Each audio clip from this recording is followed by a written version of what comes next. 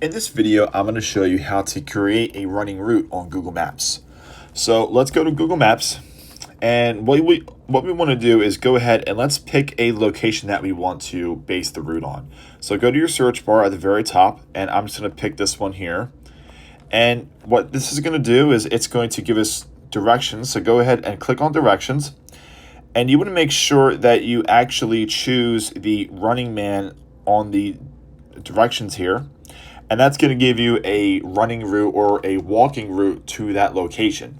Now, if you want to take a different location or take a different route or maybe add a stop or stop somewhere on the way, what we can do is actually go ahead to the very bottom where it says add stops. And for example, let's say you wanted to stop somewhere on the way and get coffee.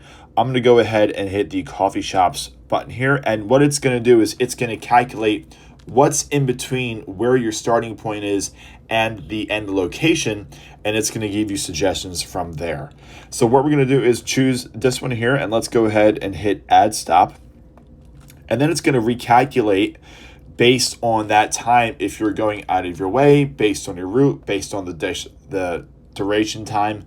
But that's really it. And then the only thing you really have to do is go ahead and hit start. Head toward Brightside and Avenue. then it's going to go ahead and start the route for you, and that's it. It's super simple and super easy to go ahead and have a running route on Google Maps and being able to add stops or different routes on your way to that location.